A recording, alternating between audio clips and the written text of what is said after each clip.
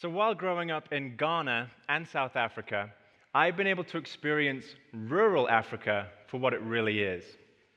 I spent a lot of time with countless individuals who live a completely different life to what you and I know. And it's actually my experience with these rural dwellers that has taught me a lot about what we have become as a result of our advancements in development. So, some of you are thinking, and rightfully so, what on earth has rural Africa taught us about development, right? I mean, they live in mud huts, and we live in comfy homes. They wear old, donated clothing, and we keep up to date with the latest fashions. They sometimes have to travel about 2 hours to collect drinking water for their village, but we simply turn on the tap.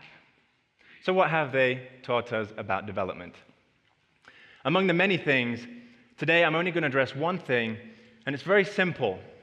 Appreciate the little things. On my way home from a family trip in Mole, which is in northern Ghana, I experienced one of the simplest and yet most powerful lessons of my entire life. Now, the drive home took upwards of 18 hours due to the dirt and pothole-filled roads, and to pass the time as a typical child from the developed world, I was playing on my double-screen Nintendo, was listening to music on my iPod that I got for my birthday, and I was happy that way. And at this point in the trip, we had driven through what seemed to be about 100 rural villages, and I had the attitude of, meh, I've seen that before. My father would often receive instruction from my mother to stop the car as she would wind down the window and start snapping pictures of just about everything, which is probably why it took us 18 hours to get home. But on this occasion, we came across a group of children around the same age as myself who were trekking back home with these huge bowls of water on their heads. Now, my mother asked if it was okay to take a picture of them, and they agreed, of course. These children were always curious and loved to meet white people. This child that you can see here approached the car and pointed inside at an empty water bottle. My mother then asked if he wanted it, and you'll never believe it, but all of a sudden, shock took over this child. Like, really? And then before we knew it, panic had broken out, and all of the children were literally shaking because they were afraid that they wouldn't receive an empty water bottle. So, luckily for them, these children, before we left to Mole, our friends had told us to fill our car with drinking water. Thank goodness we did, because this was the water that we were exposed to at our resort. That's not chocolate milk. This, in fact, is the same water that the elephants would swim in about 200 meters away. So, to satisfy these children's needs, my parents got out of the car and opened up the trunk and distributed just about every water bottle that they could find until finally all of the children were satisfied. Now, in this story, a water bottle is such a simple thing. And to you and I mean, we don't jump for joy. I'm pretty sure you all received a water bottle here today, but you don't jump for joy because you received it. Because in the developed world, it's something that we see, we use all the time, it's nothing new, and so we take it for granted. But they appreciate the little things. Do we? So living in the developed world is truly a great thing, don't get me wrong.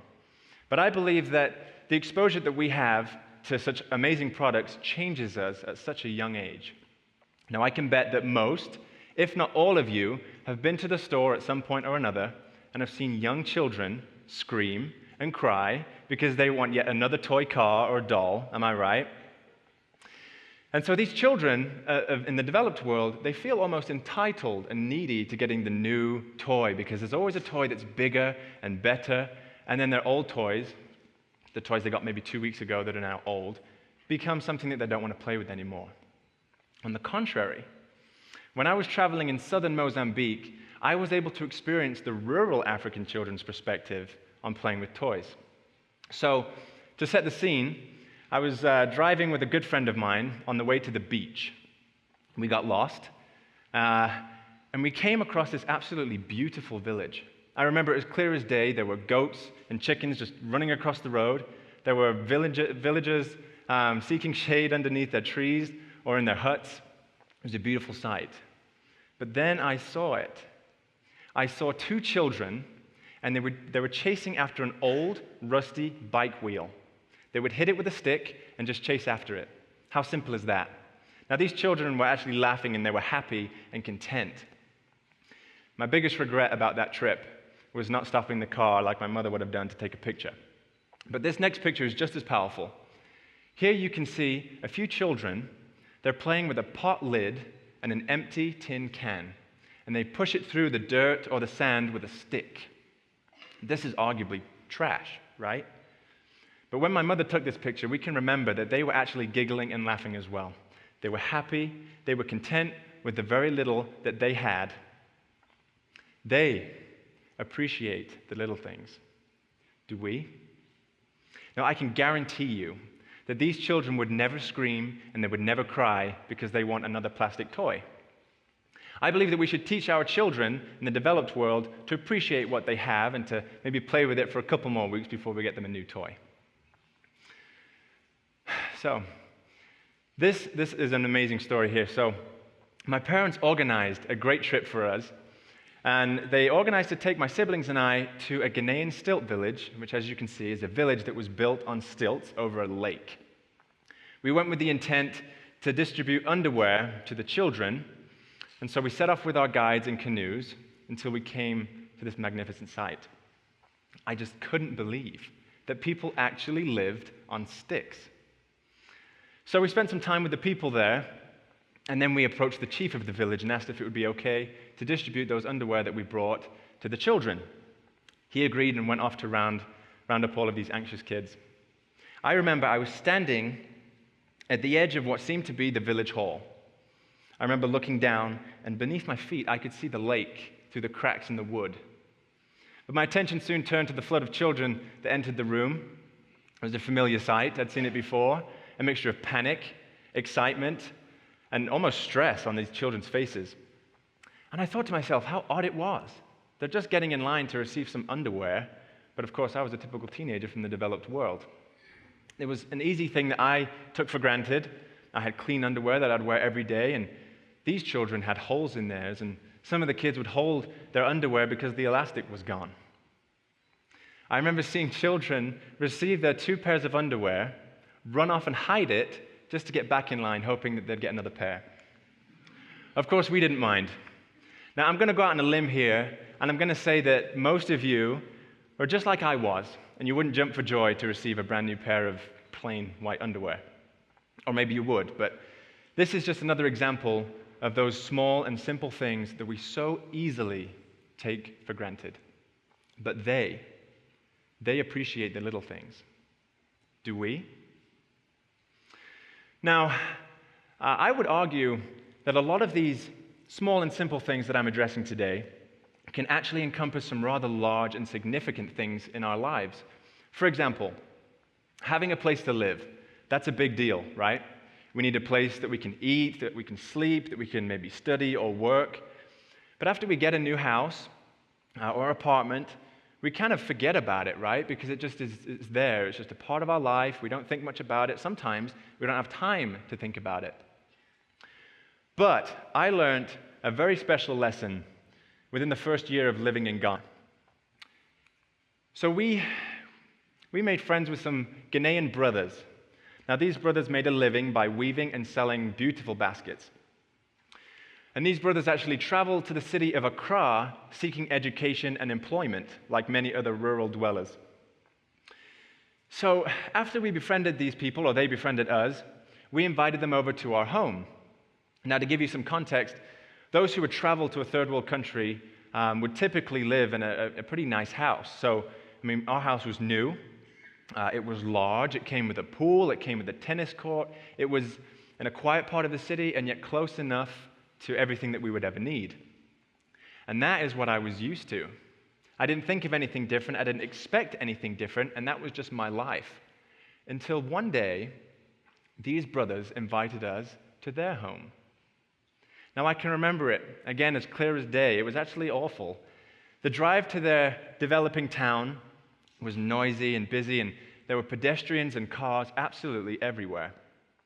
And these brothers, they told us that, so their home, which, by the way, they were extremely proud of, and it was probably just like your garden shed. They told us that, yeah, they share their kitchen and their bathroom with hundreds of other people in this developing town. They did say, hey, we have electricity as well, but just for an hour during the day, if we're lucky. And again, they were proud. So what they would do is they would come home from working at this basket shop. They would then study using their 1 hour of electricity and then go to sleep. And while they were doing all of this, the noisy and unforgiving town around them just took no consideration for them. When they went to bed, others woke. When they woke, others went to bed. This town was active and noisy 24/7. Again, a common theme. I don't have a picture of that moment, but this next one is just as good. So this woman, her name is Mary. She's a good friend of ours, and she's from South Africa. And here she is posing in front of her property. She's proud of this. Again, it's like a garden shed, right? Maybe it doesn't look as good as your garden shed. But she was proud, and again, this was one of those stories that she would have to share her kitchen and bathroom with other people in this town. Her town was just the same, it was pretty much the same as our Ghanaian friends. It was just busy and rambunctious and just not a place that you'd want to live in. So I want to ask you for a second. When was the last time that you thought about how great it is to go home at night and to sleep in a quiet and peaceful home? When was the last time that you thought how amazing it is that you can just go and at the flick of a switch, you'll have electricity for as long as you want it? And how great is it that you don't have to share your kitchen and bathroom with hundreds of other people? They appreciate the little things. Do we? Now, among the small list of things that I've gone through today, I don't want you to think that we have to go back in time and live in huts. That's not at all what I'm saying. I'm saying that we just need to take a step back for a second and think about these small, little things that sometimes can be big deals.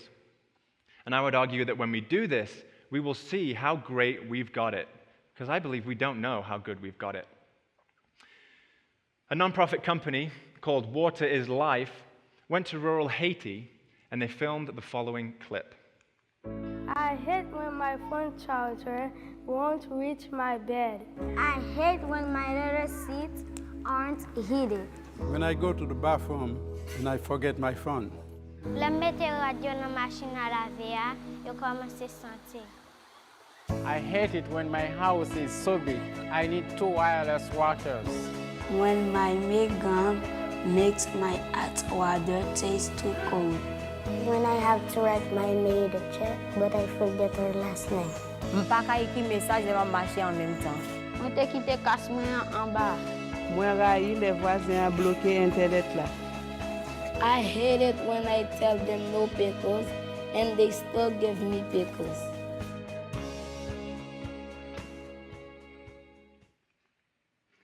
Now, this video obviously isn't rural Haitians telling us about their problems.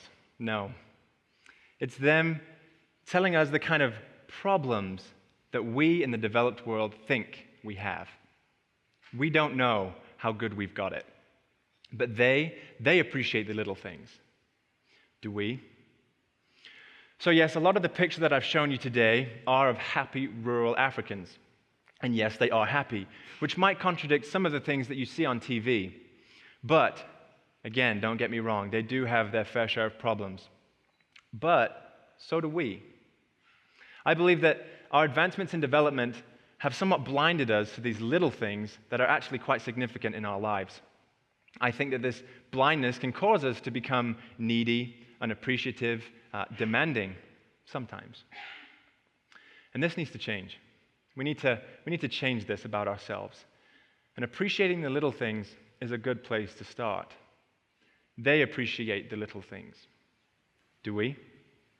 Thank you.